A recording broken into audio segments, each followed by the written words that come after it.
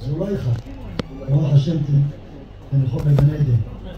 טוב, רבותיי, אנחנו נמשיך הלאה. אני אדבר קצת בהלכות עניינה דיומא בין המצרים בתשעה באב, ואחר כך אני אמשיך בנושא שלנו הרגיל. טוב, קודם כל, מראש חודש, שזה יחול בשבת, מנהג ישראל שלא לאכול בשר. ומנהג זה יסודו בהררי קודש. המנהג הזה מבוסס על הפולמוס שהיה בין הפרושים לרבי יוחנן. כתוב, מיד לאחר שהיה חורבן הבית, הפרושים היו בטראומה גדולה, בשרף בית המקדש. אז אמרו, אנחנו לא רוצים לאכול בשר. למה לא רוצים לאכול בשר? למה מזכיר לנו את הקורבנות? אין קורבנות. מה, לא רוצים לאכול בשר בכלל? כן, בכלל, לא רוצים לאכול. והתפל אליהם רבי יוחנן, אמר להם, אם ככה, אל תאכלו פירות וירקות. למה? פירות היו מביאים אותם בביקורים, עכשיו אין ביקורים.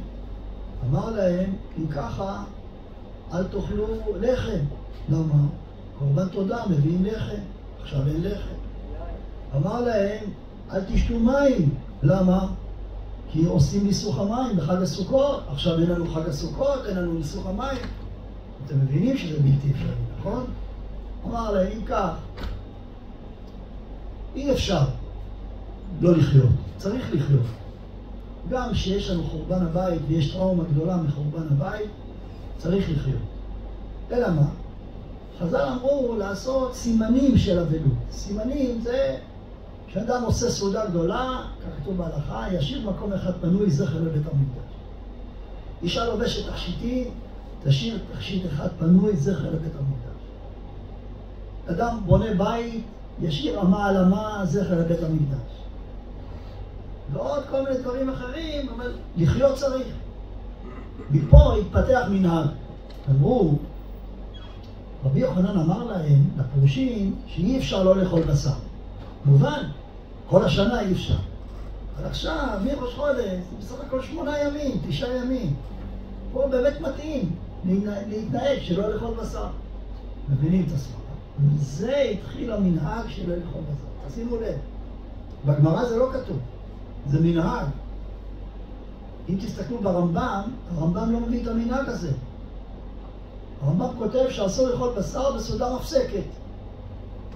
סעודה מפסקת זה מחצות היום בערב תשעה באב. השנה אין לנו את הבעיה הזו, השנה הסעודה מפסקת זה בשבת. מותר לאכול בשר. סעודה שלישית מותר, הכל מותר. אבל ביום רגיל שחל תשעה באב באמצע השבוע, וערב תשעה באב זה גם באמצע השבוע, אסור לאכול בשר בסעודה מפסקת מעיקר הדין. מעיקר הדין.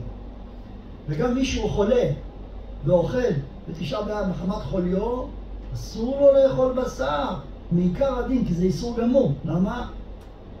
זה עכשיו תשעה באב. אבל עם ישראל קיבל על עצמו חומרה והרחיב את האיסור מראש חודש. יחד עם זאת, סעודת מצווה לאכול בשר. ברית מילה, פדיון הבן, סיום מסכת, עושים, יעשו סעודה של בשר. זה כבוד התורה. לכן, כל דבר שהוא מצווה, עושים בו בשר. רק מה? בסעודת רשות לא אוכלים בשר. שאלו אותי, למשל, אשתי עכשיו גמרו שנה המורות ולא יצא להם לעשות מסיבה למורות. תמיד בסוף השנה עושים. אז רוצים ללכת למסעדה חלבית לעשות מסיבה למורות. האם מתאים לעשות את זה בתשעת הימים או לא? הרי הם יודעים שחס וחלילה אדם שאבל על אביו ואמו, אסור לו לעשות ערב במסעדה, גם מסעדה חלבית. אמרתי לא, זה שונה לגמרי. זה אביו ואמו, זה אבלות חדשה. אבלות חדשה, אביו ואמו אסור לעשות מסעדה, שנה שלמה.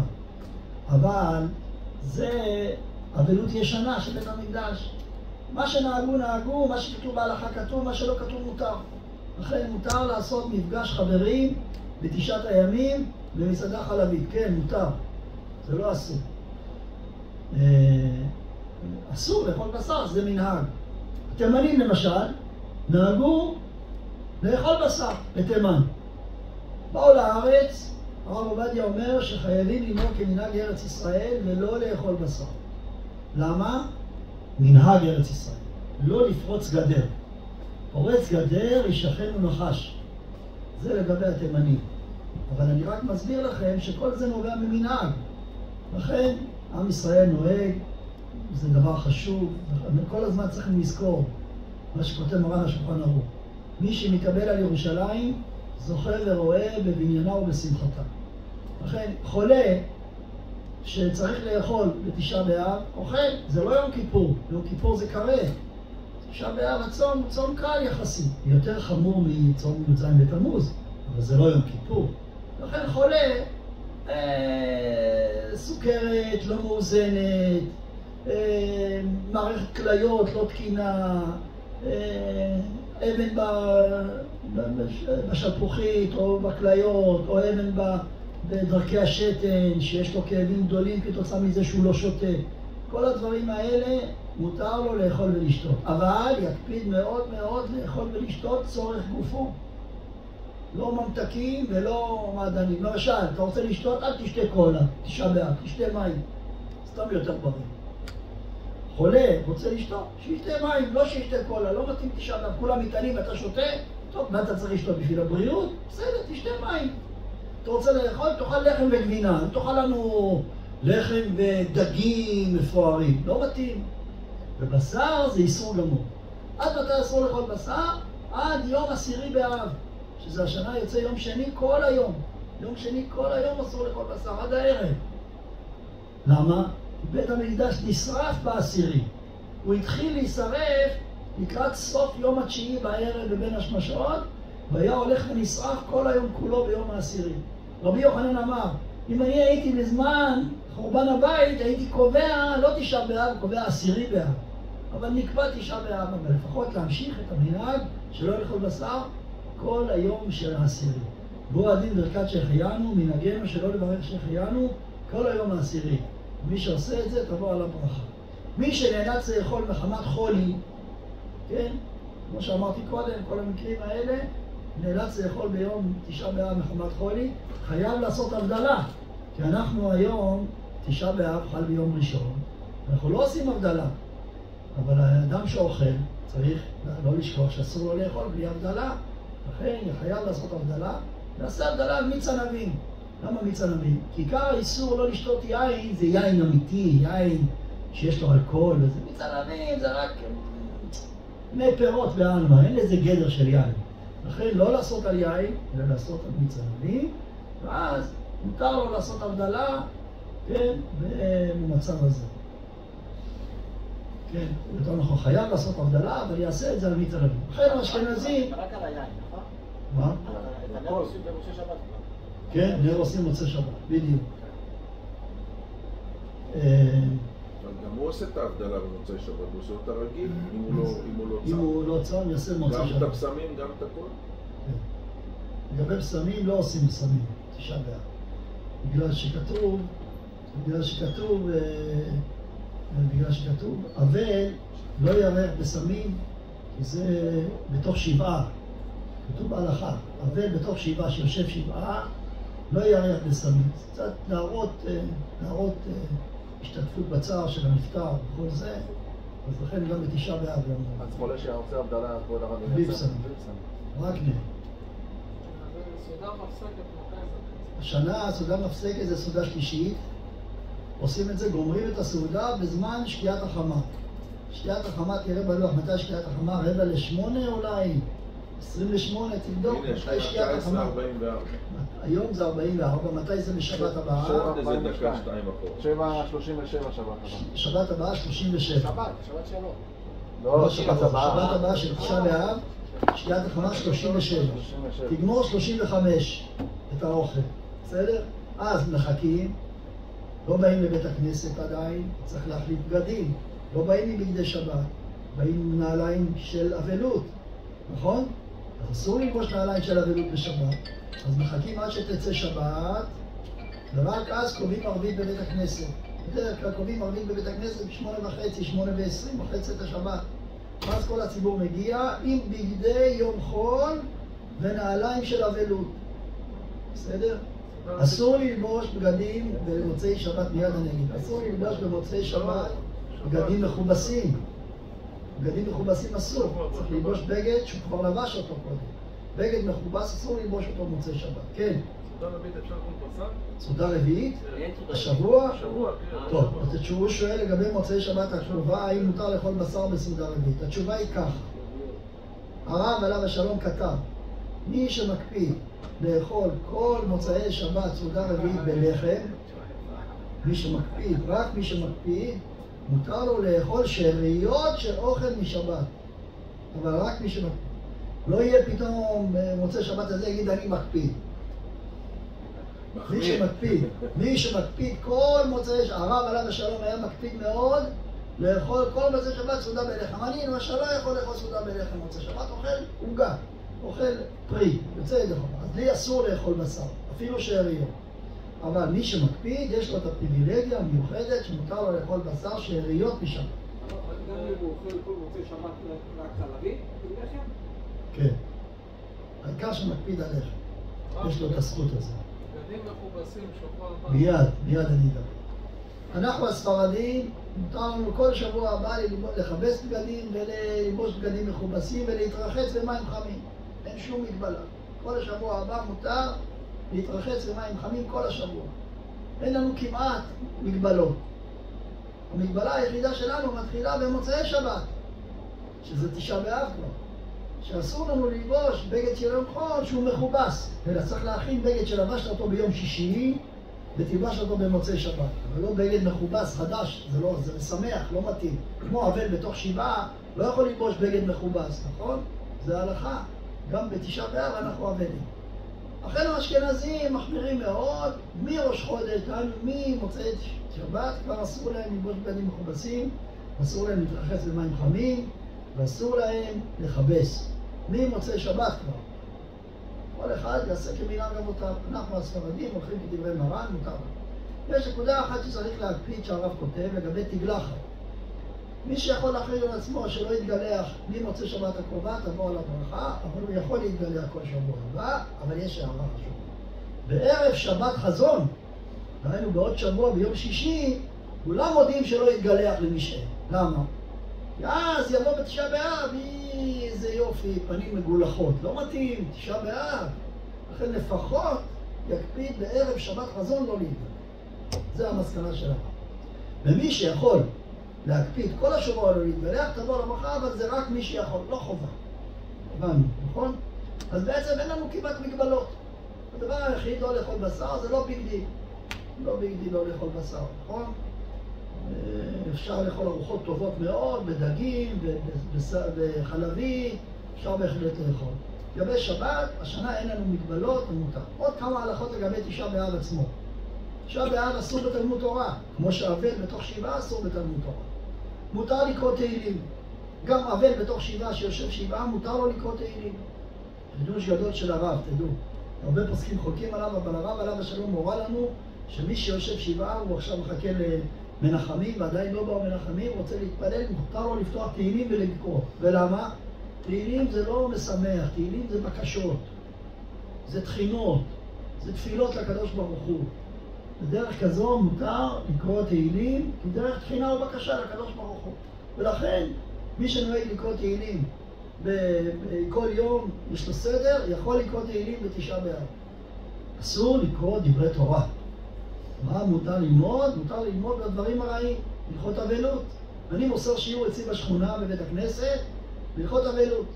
אנשים לא אוהבים ללמוד הלכות אבלות. למה? זה עושה להם דמיונות. קרה משהו חס וחלילה ועוד ועוד ועוד, אנשים לא אוהבים. סיפרתי לכם שהרב היה נוהג בבית כנסת בורחוב לפני 50 שנה, והיה מוסר שיעור כל יום הלכה. כשהיה מגיע י"ז בתמוז, היה מתחיל ללמד הלכות אבלות. קבוע, כל שנה, מי"ז בתמוז עד תשעה באב, מלמד כל יום הלכות אבלות. הוא אומר, באופן אוטומטי, מחצית מהאנשים לא היו מגיעים. למה אנשים לא אוהבים ללמוד הלכות אבלות?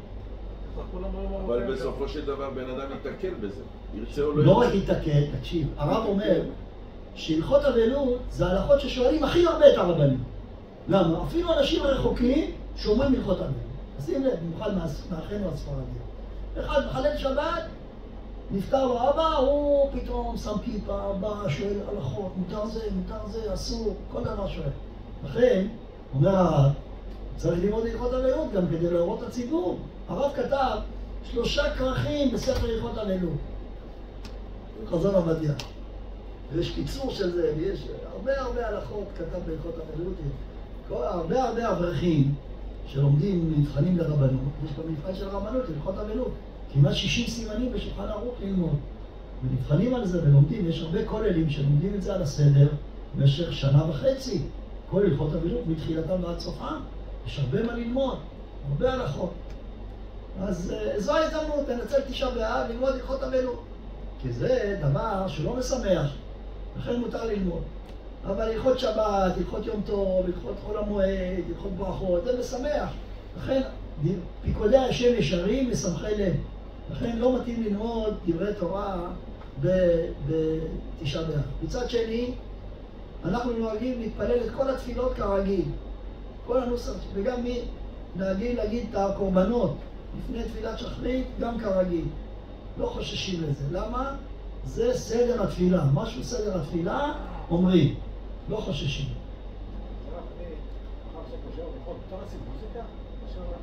כן. מותר. עוד לפני ראש חודש. כן, אבל זה עכשיו סעודת אז אני אענה לך. סעודת מצווה מותר. 7 ברכות זה סעודת מצווה. בתוך 7 ימי חופה זה סעודת מצווה, זה כמו ברית. אם יש ברית עכשיו, מותר להביא מוזיקה. עכשיו הוא אמר עוד לא 9 ימים, אז אני אגלה לך, גם ב9 הימים, אם יש ברית, מותר לעשות מוזיקה. בסדר? מותר לאכול בשר גם הכל, נכון? מה עם המלצרים? שאלה טובה. ממש שאל שאלה טובה מאוד. הרב מתייחס לזה בספר. אם יש ברית מילה, המלצרים אוכלים, נותנים להם, דרך כלל, אומרים להם בסוף, מכינים לכם את שאלות של האוכל, תאכלו. האם מותר להם או אסור להם? אומר הרב, המלצר יהיה בזמן הברית, לא יהיה במטבח. בזמן שעושים את הברית, יהיה שם במקום, ואז חל עליו דין ברית, ואז מותר לו לאכול בשר. בסדר? הוא היה בברית, מותר לו. אפילו שהוא לא מוזמן, לא צריך להיות מוזמן. הוא היה בברית, אז יש לו דין סעודת מצווה. אז אם הוא עובד והורץ בין השולחנות, אז לא יכול לאכול בשר. בברית יהיה, כמה זמן לוקח הברית? שנייה אחת, תגיד השם, כן, אומרים לך, נו, ויהיה, ואחר כך ייכנס למטבח. רק תודה רבה, מי שמתחתן היום, ביום ראשון יכול לשים מוזיקה עם 7 ברכות? כן. יכול גם? לפי הספרדים אפשר להתחתן השבוע עד סוף השבוע. לפי דעת הגמרא. אז שבוע הבא מותר לעשות מוזיקה ב7 ברכות. בדיוק. ומותר ב7 ברכות להביא בשר. בדיוק. 7 ברכות, סעודת 7 ברכות, שחתן וכלה, זו סעודת מצווה. אפשר להביא בשר גם ב9 הימים. מה נשמע עם המלצרים שאין תפילין? אותו דבר. אותו דבר? היית בשחרית, העניין של תפילין, מה קורה עם התפילין? רגע, עוד רגע. כן, מה אתה שואל? שאלה, מי שלא בולע כדורים ביום צום. טוב, פעמיים, הוא נחשב שהוא צם או לא? תשובה כך. אז קודם כל נעשה סדר. אנחנו יושבים עם הרופאים המון, גם לפני יום כיפור והכל. רוב הכדורים, 99% מהכדורים, כל הרופאים אומרים, אפשר לשחק איתם. למשל, כדורים של לחץ דם, כדורים של סוכרת ועוד, אפשר קצת לשחק 12 שעות. דהיינו, של הבוקר לקחת בלילה בסעודה מפסקת. ושל הבוקר לדחות ללילה למוצאי הצום. מי שלא יכול. גם אנטיביוטיקה אפשר לדחות. לא קורה שום דבר. באחריות מלאה אני אומר את זה על דעת הרופאים ואני תמיד מורה. יש כדורים מסוימים שאסור לשנות להם את השעות. זה כדורים פסיכיאטריים. זה הדבר היחיד שהם מאוד מאוד חשוב להם השעה המדויקת. הפרש של חצי שעה. אז במצב כזה, שיקח את זה עם קצת מים אם הוא לא יכול לבלוע בכלל. בסדר? דבר נוסף, יש למשל סוג של מחלות שנותנים תרופות שנקרא, איך זה נקרא הדבר הזה? כימותרפיה? לא כימותרפיה, השם ישמור. כימותרפיה זה בכלל לא שאלה, כימותרפיה מי שלוקח לא מתענה ביום כיפור.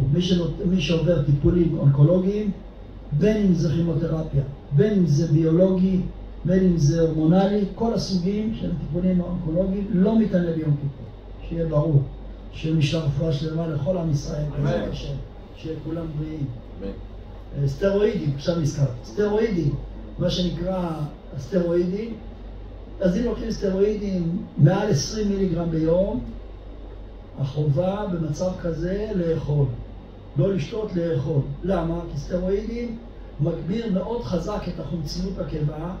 אם הקיבה נשארת על בטן ריקה, יש סיכון גדול להתפתח אולקוס, פעיל בסטרואידים. אז או שלא ייקח את הסטרואידים, או שיקח אבל לא יכול לאכול. זה תמיד הרופאים אומרים לנו, אבל זה, בוא נדבר, מקרים קיצוניים. בעיקרון אני אומר שוב, תרופות של לחץ דם, תרופות של סוכרת, תרופות של זה, תמיד אפשר... תרופות נוירולוגיות. נוירולוגיות. אפילפסיה. כן, אני מבין. טוב, אז באפילפסיה צריך לשאול ככה. האם היה לו בחצי שנה האחרונה התקף או לא היה?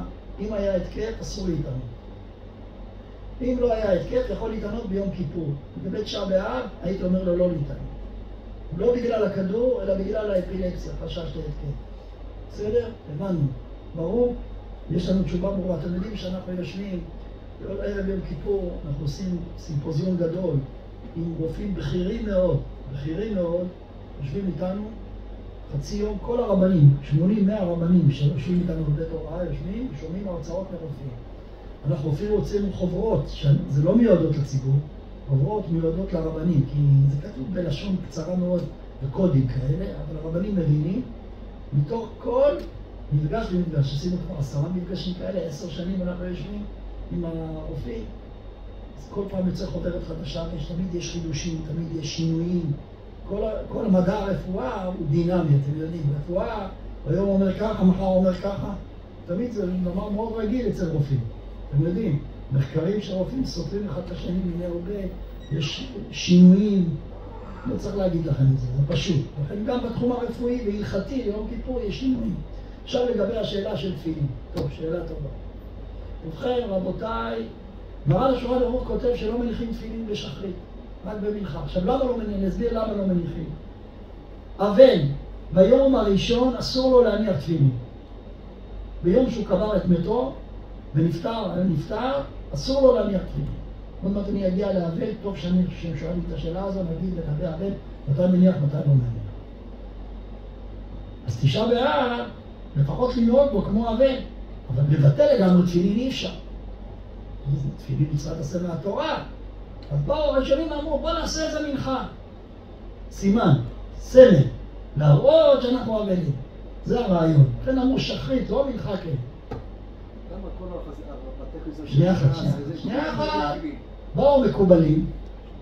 אמרתי, זה הלכה וזה שולחן ערוך וזה הראשונים. באו מקובלים, כמו הרבה דברים מקובלים, בתורת הקבלה גילו שיש עניין גדול להניח תפילין בשחרית גם בתשעה באב. והמקובלים הפכו את הדין וקבעו בירושלים שנוהגים להניח תפילין. עכשיו, יש לנו אדם כמו הרב עובדיה, שהוא כוח עצום, כל העולם הולך אחריו. והוא בא ואמר, מנהג ירושלים להניח תפילין. עכשיו הציבור לא אכפת לו ירושלים. מה הרב עושה? מניח? אני גם מניח. זה הסיפור. אנשים לא הבינו את המשמעות. הרב לא אמר לכם להניח. הרב אמר, מנהג ירושלים להניח. אני בירושלים, אתם לא רוצים, אל תניח. טוב. אבל הציבור מניח. לכן אני אומר שוב. גם לדעת הרב, אם יש עדה במקומות שנוהגים לא להניח, ימשיכו במנהגם. אבל דבר אחד ברור לפי הרב. לא לעשות איפה ואיפה ולא לעשות אגודות. דהיינו, או שאתה מחליט להניח, או שאתה מחליט לא להניח. אבל לא חצי. הכי גרוע זה חצי. חצי בית כנסת ככה, חצי בית כנסת ככה. זה גרוע מאוד. אתם צריכים להחליט. כל בית כנסת צריך להחליט. אני הולך כמו מנהג מרן השולחן ערוך, שאמר לא להניח, או אני עושה כמו, למשל, במרוקו, נהגו לא להניח, ואני מכיר הרבה בתי כנסיות מרוקאים שמקפידים על ההלכה הזו היום, גם בירושלים, וזו דעת הרב גם, שימשיכו במנהגם, לא באנו לשנות מנהגים. מבין? כי מי לך יותר גדול ממרן השולחן ערוך, רבי יוסף קארו, שלמד עם המגיד, וכל התורה של הספרדים הולכת כמוהו, והוא אומר בפירוש לא להניח. אז בוודאי שמי שלא מניח עושה כדין. רק מה? מנהג המקובלים בירושלים, בסדר? אבל זה לא מחייב אותנו. לכן אני חוזר ואומר, אם אתם נהגתם להניח, תמשיכו להניח. לא לעשות אגודות. אני באופן אישי נוהג להניח. כן, גם אני בירושלים וגם... אבל אם אני עכשיו יעבור דירה ואני אבוא לבית כנסת שלא מניחים, אני אגיד להם, אני נוהג, אני מרוקאי, מרוקו, אני אניח איתכם במנחה. מבינים? הבנתי. הרב לא אמר את זה בגלל שלא היה שיירות מצויות בין צפת לירושלים, ואז אם השולחן ערוך היה יודע, גם בארץ ישראל? גם בירושלים לא נהגו להניח בזמן מרן. התחילו בישיבת בית אל של רבי גדליה חיון והרשש. אז התחילו. אפילו בכתבי הארי זה לא כתוב. הרשש, הרי חידש הרבה דברים בתורת הקבלה. הסידור, כוונות התפילה, הרי ידוע. אז בין היתר, חידש, זכותו לחדש. באו חכמי הספרדים בירושלים, פורת יוסף וכולם, אמרו אנחנו נוהגים כמו הרשש. בסדר, מנהג ירושלים, תסתכלו טוב בתשובה של הרב, הרב אומר מנהג ירושלים, הוא לא אומר שזה הלכה. הבנתי. זאת אומרת מנהג ירושלים, זה לא מובן. מנהג ירושלים לא הולכת אחרי האבא בבית קברות, מנהג ירושלים, למה רק בירושלים ולא בתל אביב ולא בבני ברק? אז קודם כל, לגבי העניין הזה לא ללכת אחרי האבא בבית קברות, זה על פי תורת הקבלה, ויש לזה סיבה מאוד טובה, וטוב לנהוג את זה בכל הארץ. אבל בירושלים נהגו, כן, יש מנהגי ירושלים. מה יש? יש ספר שנקרא מנהגי ירושלים. אתה יודע, למשל, אני אספר לך סיפור, יש מנהג ירושלים, שבחור רווק לא יגור לבד בדירה. אתה שמעת על זה? יש כזה מנהג, ועשו על זה חרם, שאם יש בחור רווק שגר בדירה לבד, אומרים לו, אתה לא עולה לתורה. זה היה לפני 100 שנה, וזה כתוב בתקנות של רבני ירושלים. הרב מביא את זה בספר, ואומר, היום מתבטל התקנה הזאת. זה בחור רווק נגור לבד. אתה מבין?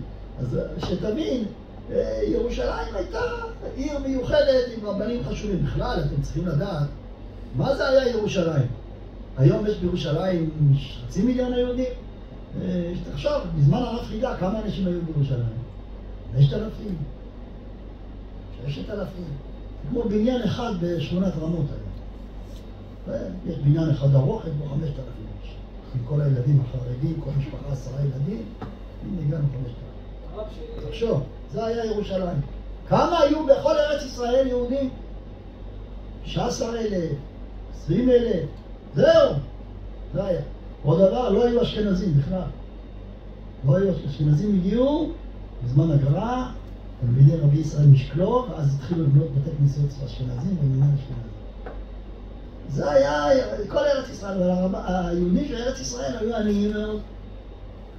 עניים מאוד, לא היה להם ממה להתפרנס. הפך הטורקי ששלט פה בארץ, הקשה עליהם, הטיל עליהם מיסים, וכל הרבנים של ארץ ישראל היו נוסעים באופן קבוע לגולה כדי להביא כסף ליהודי ארץ ישראל. יהודי ארץ ישראל חיו מהשנור של אירופה. היהודים באירופה היו מחזיקים את עניי ארץ ישראל. זה. וכל היהודים קיבלו כל חודש כמה מטבעות בשביל לחיות. הפרי חדש נסע לחוץ לארץ כמה פעמים, נסעות מרבית. הרב חידה, זה כל החיים שלו היו מסעות של ארץ ישראל. כל הרבנים בארץ ישראל היו נוסעים לחוץ לארץ, תביא כסף להחזיק את היהודים. ולא היה פרנסה. היו שולחים להם בביט את הכסף. נכון? זהו. זה היה אנשי ירושלים של פעם. אנשי ירושלים של פעם. היו יהודים פשוטים, מעסקים, כל היום לומדים תורה, לא היה להם מה להתעסק, לא היה פרנסה. והם מביאים להם, היהודים בחוץ לארץ, מביאים להם להחזיק אותם, לקנות לחם וחלב לילדים. בסדר גמור. טוב. לגבי התפילין, מישהו נוהג להניח, הוא מצווה בציבור שלא מנהג להניח. אסור לו. הוא יכול להניח בצד ולבוא... יניח, אז התשובה היא, אחד כזה, שאל אותי, יניח בבית, קרא קריאת שמע, יבוא לבית הכנסת ולא יהיה. ככה צריך לעשות. מה זוכר אותו ובכלל לשים אותו? אחד שהיה נוהג להניח כל הזמן בבוקר, הוא עכשיו מגיע לדירה, בניין חדש, דירה חדשה, ובקהילה הזאת לא נוהגים להניח, לא יבוא לבית הכנסת עם תפילין בשום פנים ואופן. זה לא תפילין. לא מניח בצנעה בצד ובתוך הכל לא יראו אותו. לא יראו אותו. מה הבעיה להניח בבית ולקרוא קריאת שמע? ככה כותב בפסקים. יניח בבית, קרא קריאת שמע. 5 דקות. ויחלוץ את התפילין. ויבוא לבית הכנסת, תתפלל בלי תפילין. אתה כל כך חשוב לך המנהג של ירושלים, בחר בו, תעשה את זה בבוקר. לפני התפילה. אבל אתה תכבד את הציבור, תכבד את המנהג שלהם, ואל תחרוג. זה לא ציבור, זה לא מנהג של ציבור. פה זה המשיכו את זה, אתה יודע, כל דבר מדורי. אבל אל תשכח שזה מנהג ארץ ישראל לא להניח. אבל אם אדם לא מניח בבוקר... מי שלא מניח עוסק את דברי מרן, זה לא איזה... זה לא נובע מבורות. זה לא נובע מבורות, זה נובע מזה שכך היה מנהג.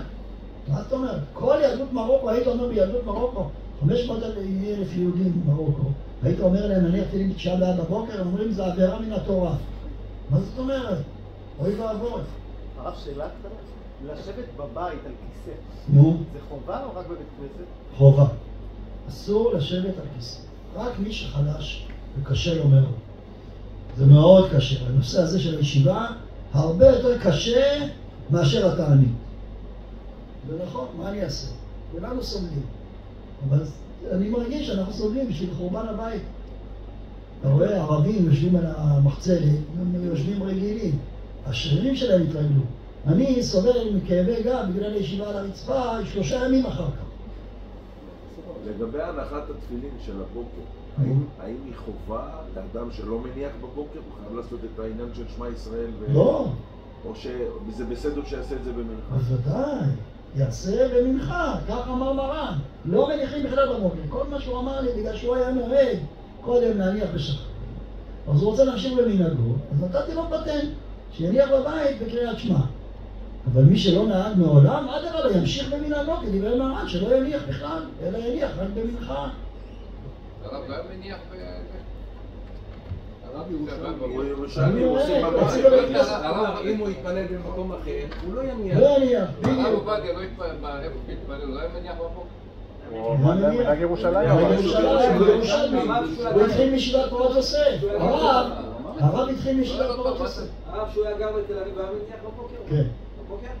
בגלל שהוא בא מירושלים. ובמנחה לא בירושלים להניח תפילין? מי ששם שמע ישראל בבית? או במנחה צריך להניח או שכבר יכול לא להניח? אבל הוא בא לבית כנסת, כולם מניחים. לא, אז מה? צריך להניח גם? ודאי, שלא יהיה, ודאי. מה ההפסד? כולם מניחים ירוויח מצוות עשה מהתורה כל רגע ורגע, כל שנייה מצוות עשה מהתורה. רגע, והוא צריך להגיד בזמן מנחה את וידבר, קדשתי כל בכור ושמע ישראל לפני שהוא מניח. כן. ואחר כך נכנס לעניין של תפילה. צריכים להגיד קריאת שמע, כל פעם שמניחים תפילין צריך לקרוא קריאת שמע, שלא יהיה כאן ידידות שקר בעצמו. בדיוק.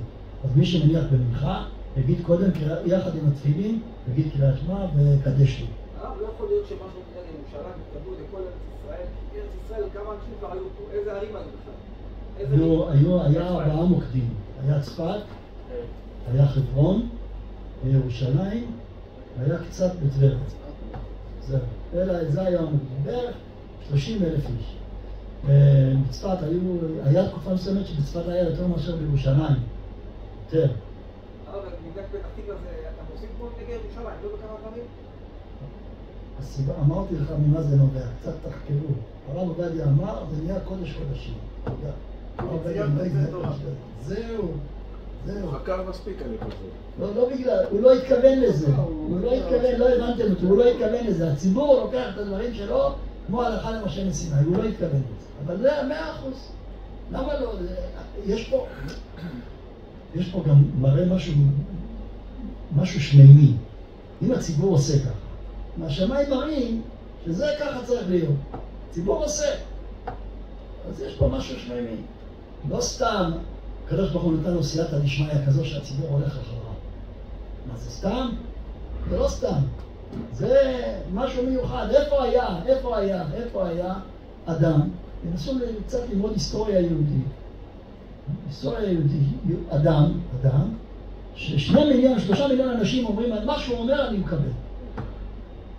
לא היה דבר כזה. לא היה. גם בהלוויה שלו היה יותר מכל אדם אחר בכלל. נכון, יותר מכל שהיה, הווה ויהיה, שלא יהיה יותר לביות. בעזרת השם. לא היה, ברור. זו תופעה. הרב הוא תופעה. הרב זה תופעה בהיסטוריה היהודית, זה בהחלט תופעה. הגאונות שלו, השליטה שלו, וגם המהפכות שהוא עשה, וגם השליטה בציבור. זו באמת תופעה חריגה מאוד, בשום, בכל קנה מידה. מי שקצת לומד היסטוריה, יהודית יודע שזו תופעה חריגה מאוד. טוב, נחזור לענייננו. טוב, לכן אני אומר שהעניין הזה, אפילו הרב, עליו השלום, אני זוכר, שאלו אותי, האם העניין הזה שלא יושבים על כיסא, נאמר רק בבית הכנסת או גם בבית? אני זוכר את הרב, אדם מבוגר, שהיה מגיע הביתה, הרב רוצה ללמוד כל הזמן, לומד תורה, יושב על הקרקע, על הרצפה, אפילו שקשה לו מאוד. בבית היה יושב על הרצפה. ולכן כל אחד צריך להשתתף בכל כוחו, יכול לעשות עד חצות. מחכים בחיון עיניים לרגע של חצות, שאפשר יהיה לשבת על כיסא, לפרוק את העצמות הדאובות שלנו. נכון, אתה צודק, אבל זה בהחלט דבר משמעותי. העניין הזה של הישיבה. עד איפה צריך לשבת? עד גובה 3 טפחים. וזה 24 סנטימטר. אתה לקחת שרפרף נמוך, שהגובה שלו 24 סנטימטר, אפשר לשבת עליו 23 סנטימטר. יותר מזה זו בעיה. הוא עדין להבל, כבוד הרב? כן. תודה. אבל, בתוך אבל יש להם את הכיסות האלה של זקה. ראיתם את הכיסות של זקה? מה עשו? לקחו כיסא של כתר, יפה ונוח, וחתכו לו את הרגליים. אז זה סביר, זה נוח.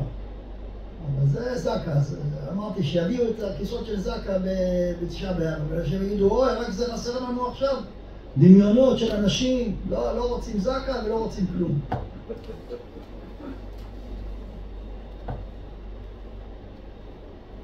טוב, באמת שנשאתי ישיבה על אבא שלי, היה לנו את הכיסא של זקה, אני זוכר שלא סבלתי. הוא כיסא נוח. טוב. אבל יש בבא בנותם, גם הוא מחליט את הבגדים? מוצאי שבת, התשובה היא ככה. אפילו מי ששומר רבנותם, קודם כל זה לא יעזור לך. אפילו שאתה שומר רבנותם, בית הכנסת מתחיל את התפילה לפני רבנותם. לא יעזור. אתה חייב לבוא לבית הכנסת, אתה לא יכול לבוא עם בגדי שבת. דבר שני, אפילו מה שאנחנו נוהגים להחמיר כדעת רבנותם, זה רק בדברים דאורייתא, מלאכות דאורייתא. ומלאכות דרבנן מותר לעשות בזמן של רבנותם. עכשיו, כשאדם לובש נעלי אבלות בשבת, איזה איסור זה? זה איסור דרבנן. זה לא איסור תורה. דאורייתא אין איסור ללבוש נעלי בגדי יום חול. נכון? אין איסור. אלא מה? זה מראה שהוא קצת אבל, זה לא מתאים לשבת. בזמן רבנותם בהחלט מותר לעשות את זה, כי באמת מעיקר הדין יצא שבת. רק לגבי דאורייתא לא יצא שבת, זה לא איסור דאורייתא. לכן אני אומר תמיד, יגיד ברוך המקדים לקודש לחול, מיד שיצאת שבת יגיד אפילו 10 דקות קודם אפשר להגיד ברוך המקדים לקודש לחול, יעבור לבגדי חול, יעבור לנעלי אבלות, יצעד לבית הכנסת. הגיע לבית הכנסת, בדרך כלל מתחילים תפילת ערבית בבית הכנסת, 8:30, 8:35, לפי הזמן שיוצאת השבת, ואז גומרים את התפילה הרגיל. הרב כתב באחד ספרים שבנעליים אין דין של בגדי שבת. נו, מה אתה רוצה להגיד? אז אין לך שאלה על הנעליים. זה נעליים, זה לא דין של מלבוש שבת, זה לא מלבוש חול, זה לא מלבוש שבת. כן, אבל קודם כל, הרב עצמו כותב שיש מעלה גדולה לצחצח נעליים, ובכל הדברים כתוב שיש עניין לצחצח נעליים לפנות שבת. רק הרב מתכוון שלא חייבים לזמן נעל מיוחדת לשבת. למשל, אני לובש נעלי ספורט שחורות, בגלל שיש לי סובל ברגליים, כפות הרגליים. אז אני לא, עכשיו אני אביא נעליים מאור, כאלה יפות, מדוגמות, מחילים את הרגליים. אז אומר לך, הרב, אתה לא חייב. מספיק שלך נעלי ספורט, תצחצח אותם, זה גם טוב לשבת. זה מה שהרב מתכוון. אבל כשאדם לובש כפכפים, נעלי בית, זה מוכח שזה אבלות. איך יהיה מותר דבר כזה בשבת? הוא הולך לבית הכנסת עם נעלי אצבע או נעלי גומי, מה לא רואים שזה אבלות? רואים. אז איך יהיה מותר? אסור לעשות סימני אבלות בשבת. מה אתה משווה את זה בכלל למה שהרב אמר? הרב אמר שלא צריך נעליים מיוחדות לשבת. שבגדים המגינים אנחנו מייחדים חליפה לשבת, מכנסיים לשבת, חולצה לשבת. אז אומר הרב, בנעליים לא חייבים, העיקר שתצחצח. בסדר?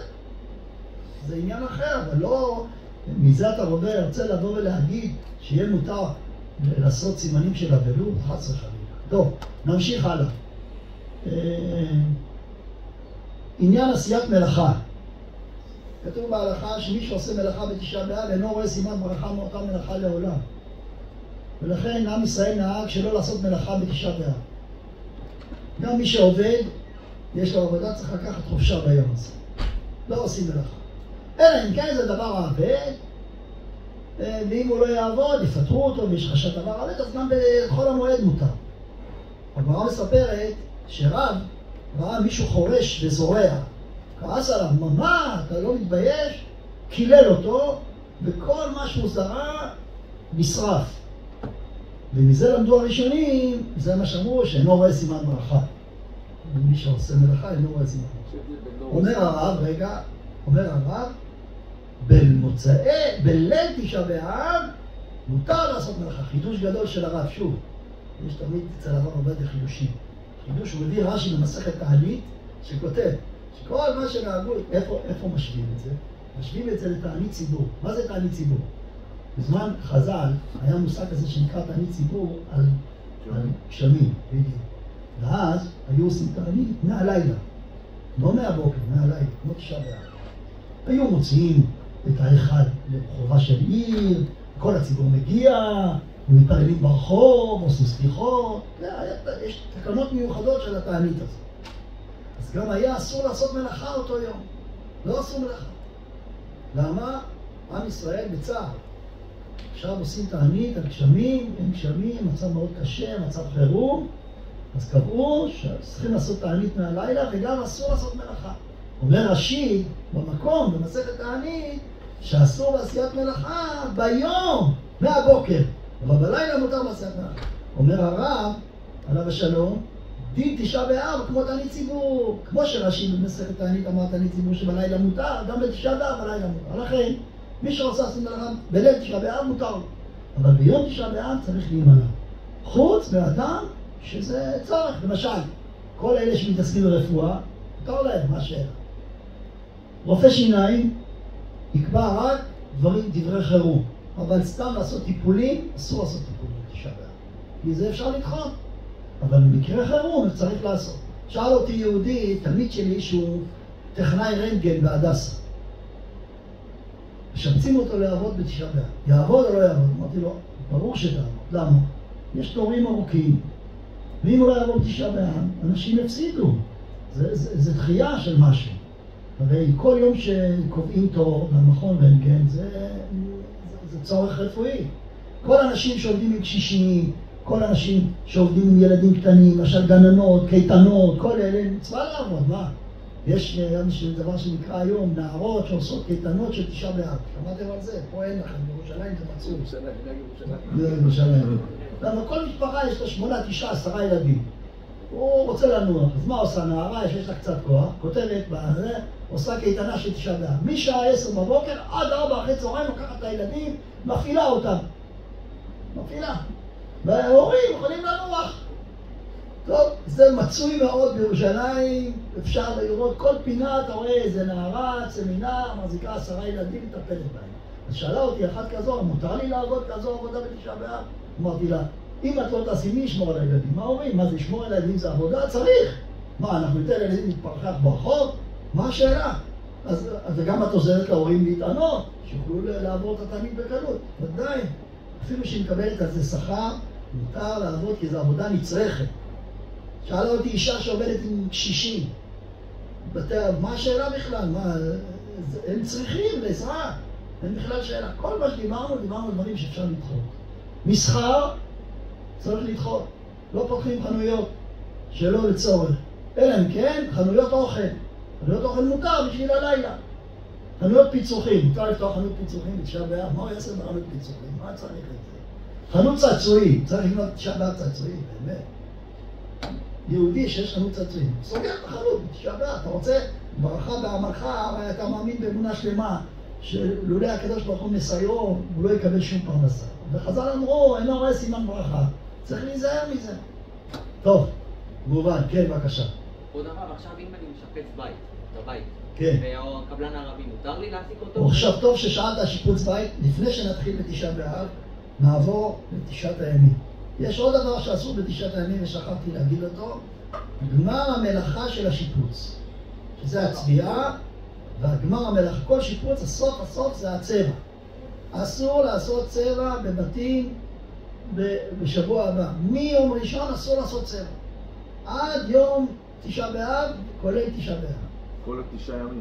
כל התשעה. לכן אנשים שעובדים בצבע צריכים לקחת חופשה. הם יכולים למצוא אותה בית כנסת, כבוד הרב. בכנסת מותר, אתה צודק, זה רעיון טוב. אבל אנשים שעובדים בצבע צריכים לקחת חופשה. אנשים שעובדים בגבס, אמרתי להם, אתה יכול לעבוד בגבס, אבל לא לעשות את הגמר מלאכה. לעשות את הניצבים, לעמוד את הפלטות, לעשות שפכטל, לשייך את השפכטל, כל זה עדיין לא גמרת את המלאכה. אבל הצבע זה הצבע האחרון. שאל אותי השבוע שאלתי מישהו שעושה שיפוץ, ומגיע לו בשבוע הבא, בגלל דחיות, תמיד שיפוצים אף פעם לא עומדים בלוח זמנים, אתם יודעים, מגיע לו המטבח עם השיש. יכול או לא? יכול, מטבח עם שיש יכול. מה לא? קרמיקה. קרמיקה זה גמר של הקיר, אל תעשה קרמיקה. בקרמיקה תגיד לא לעשות, שיש מותר, כיורים מותר, מטבח מותר. להתחיל עבודות חדשות מותר? כן, שבוע הבא מותר להתחיל עבודות חדשות, אבל אסור לעשות את הגמר. כל תשעת הימים אסור לעשות קרמיקה? קרמיקה זה ציפוי של הקיר, זה כמו צבע, בדיוק. רצפה מותר, קרמיקה ברצפה מותר, בקיר אסור.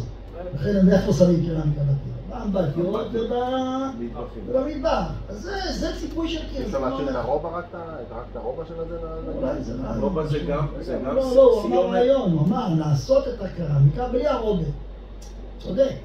אז כאילו לא גמרתי את המלאכה. צודק, זה רעיון טוב, להדביק את הקרמיקה ולא לעשות את הגמר שלה. צודק. בתשעה באב? עכשיו תשעה באב. עכשיו לגבי שיפוץ בתשעה באב, האם מותר או אסור? אז התשובה היא ככה. אם זה מלאכה על ידי גוי מותר, ובמיוחד אם זה קבלנות. דהיינו, אתה לא אמרת לו שיעבוד בתשעה באב. אתה אמרת לו שיעשה מלאכה, רק הוא לא גומר, רוצה לגמור, עושה נמצא על עצמו בתשעה באב, אין שום מגבלה. מותר לגוי לעבוד בבית שלך בתשעה באב. אם זה עבודה קבלנית. אם זה עבודה של שעות, אסור. אלא אם כן, זה נצרך, כמו למשל פיצוץ לצנרת, אינסטלציה. אז מה השאלה בכלל? מה, אנחנו נניח את זה על מוצא תשעה באב? אי אפשר. לכן מותר, זה נקרא דבר מעוות. כמו חול המועד מותר.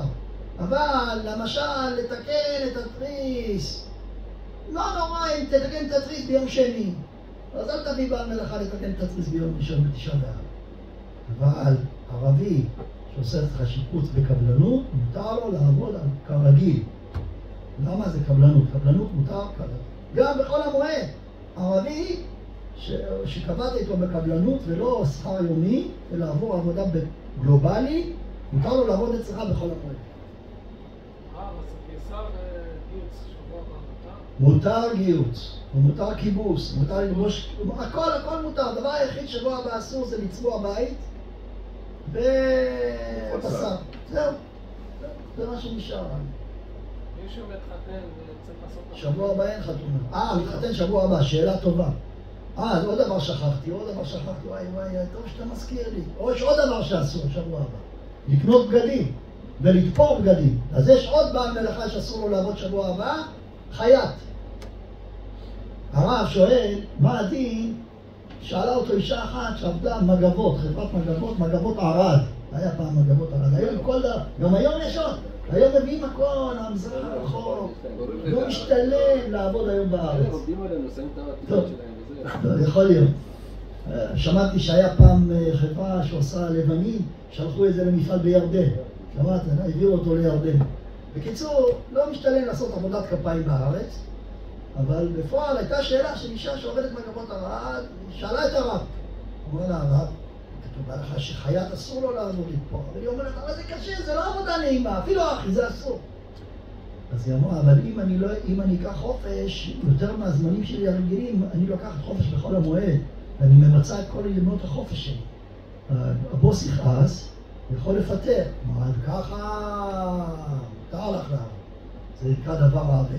דבר עוון נקרא. אבל חייט עצמאי, פרטי, צריך לסגור את החנות. חנויות בגדים, אם היו שומעים בקולנו, היו צריכים לסגור את החנויות.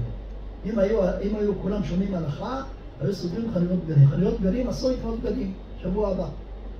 אני הזמנתי כובעים מסוימים לפני שבועיים, כן? הזמנתי כובעים שאנחנו יוצאים למשפחה שבוע הבא, אחרי תשעה באב, אז הזמנו כובעים מיוחדים לכל המשפחה, אבל זה לא הגיע.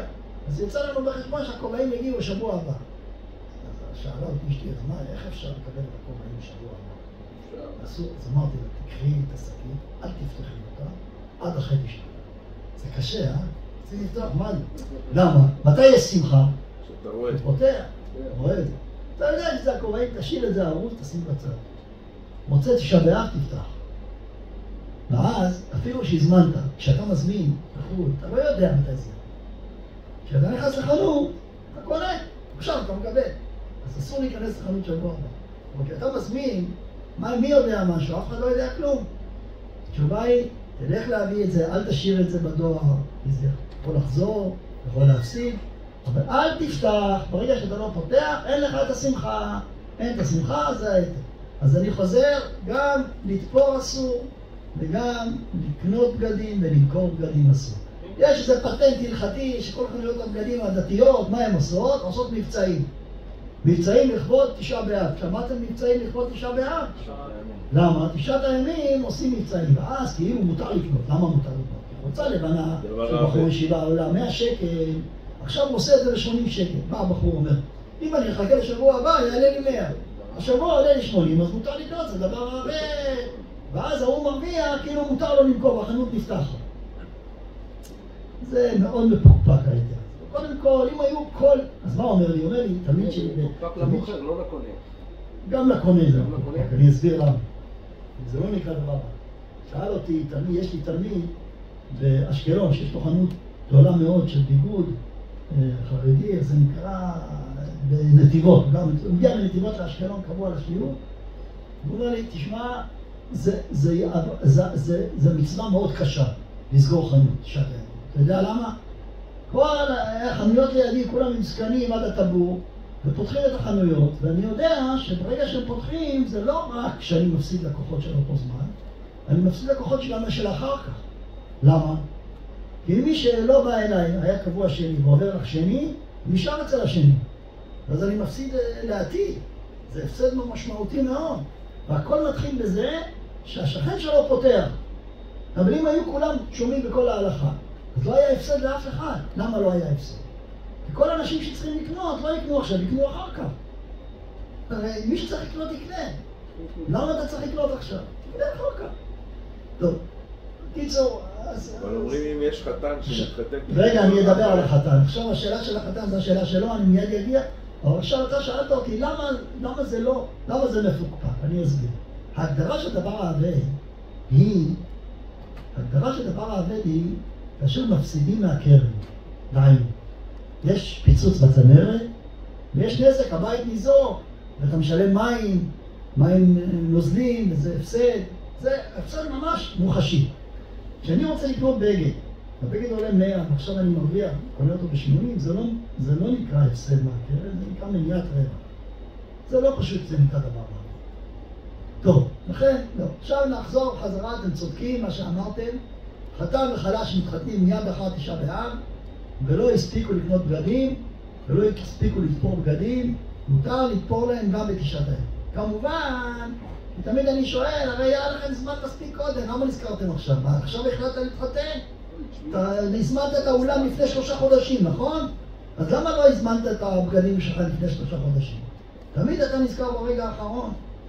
טוב, קושיה, אבל בפועל עכשיו אין לו בגדים, נו? מה אתה רוצה שאני אגיד? אתה יכול לצעוק עליו עד מחר, בפועל עכשיו הוא צריך, אפשר להגיד. אותו דבר, למשל, אם זוג היה, עכשיו אני אספר לכם סיפור שהיה לי, שאני אז בזמנו לפני 20 שנה שיפצתי את הבית, בניתי קומה, ויש לנו בית עם משרות פרטיות, כמו כניסה לבד, אז קיבלנו יותר לבנות קומה. ולקחתי, שכרתי דירה, שאני פיניתי את הדירה ושכרתי דירה, גם לידי, ושכרתי אותה עד תשעה באב. לקחתי טווח ביטחון, הוא אמר לי שזה יהיה מוכן הרבה קודם. הוא אמר, לקחתי עד תשעה באב, אמרתי לו שאני שוכר עד תשעה באב, אחר כך ההוא, בעל הבית, כבר הסכים את הדירה מאחרי תשעה באב למישהו אחר, אז אין לי איפה להיות. תבינו, אין לי איפה להיות. טוב? התעכב.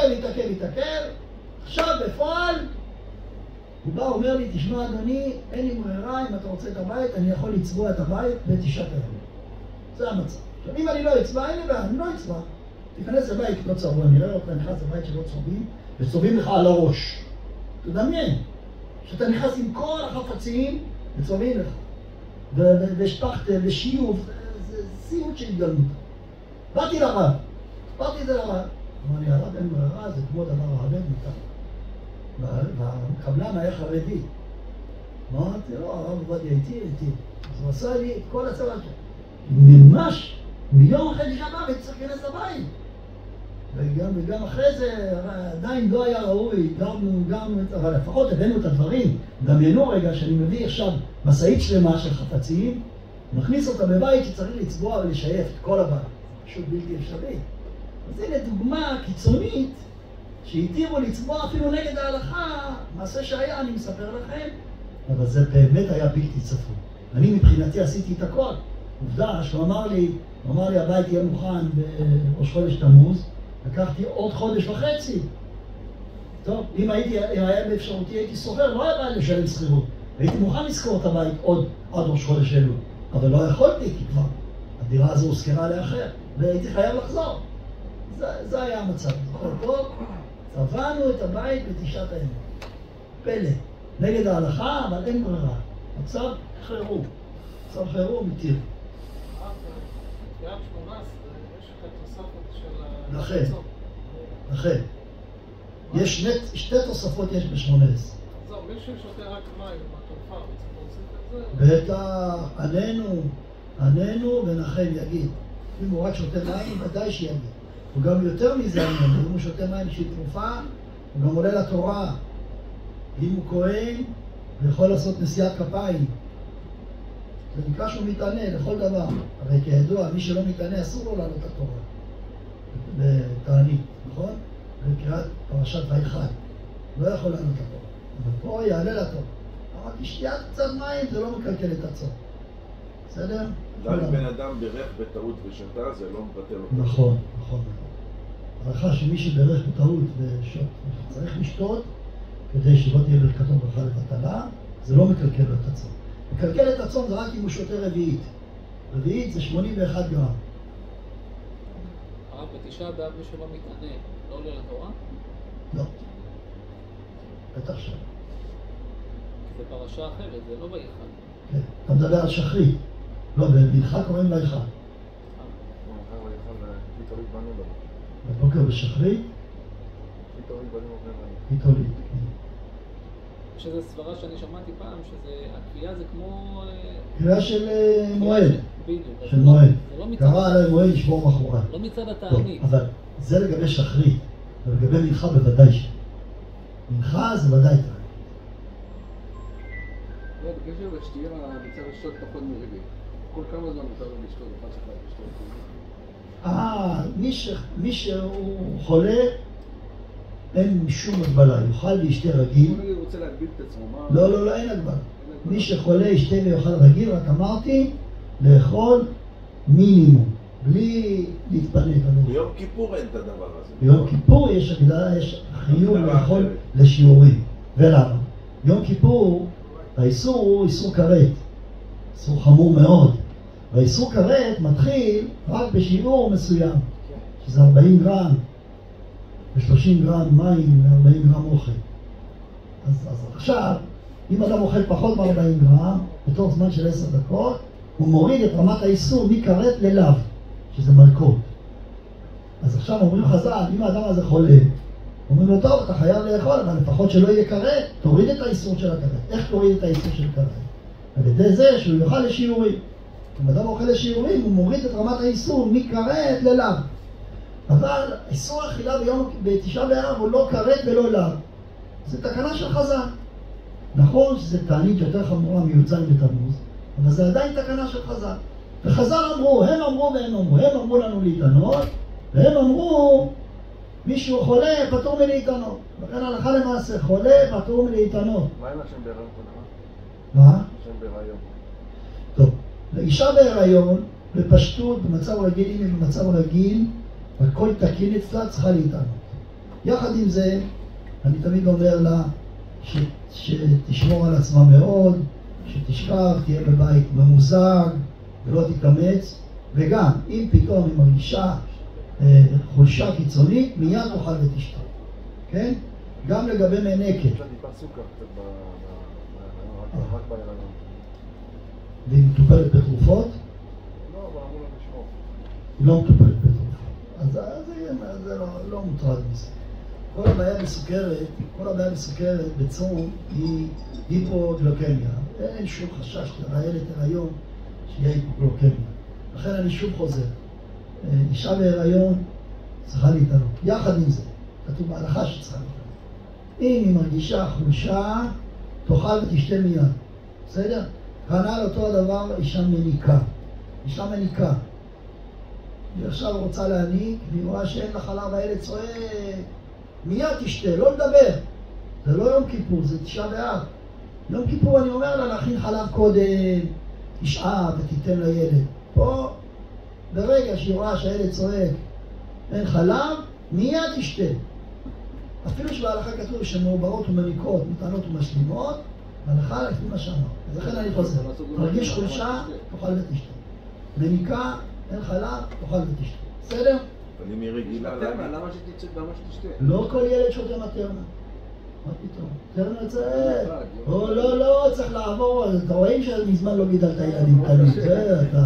זה תורה שלמה להעביר ילד למטרנה מהנקה, זה לא בא בבת אחת. יש כאלה שמזיק להם, ויש כאלה בפעם הראשונה נותן מטרנה, צועק יום שנים ולא רוצה. טוב, בסדר גמור. כן, מה אתה שואל?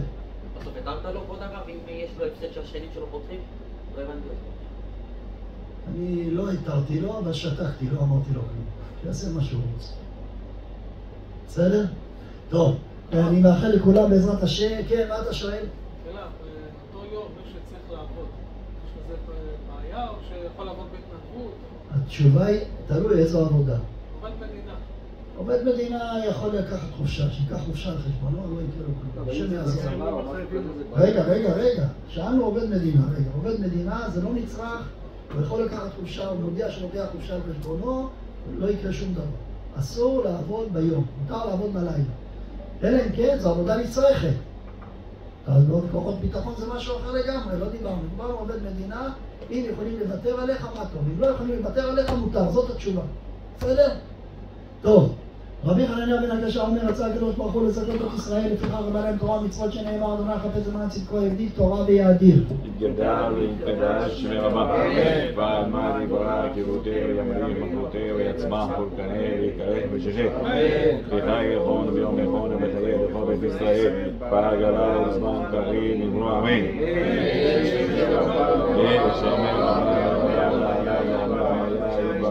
וישתבח ויתפאר ויתרומם ויתנשא ויתעלה ויתעלה ויתעלה שמר ומשם ברוך אלא מן כל חדש ידע בשבחתה וחמתה דאמירן בעלמא אמן. על ישראל ועל רבנן ועל במיון ועל ברות הריתי תנידון ועל סכין והייתה קדיש לה היא ועדרה עליהם ודיבי בלדה ולתה יהיה לנו ולאור ולאור חינה וחסדה ולחמת ואם כולם מורש והיה והרעה ולאור אמן. יש למה רבה מי שהיה חיים ושרה וישועה ונחמה ושזבה ורפואה וגדולה וסליחה וחרה וערב והצלה לנו כל ישראל אמן. עושה שלום ומעלו ורחנו ושלום עלינו על כל ישראל אמן.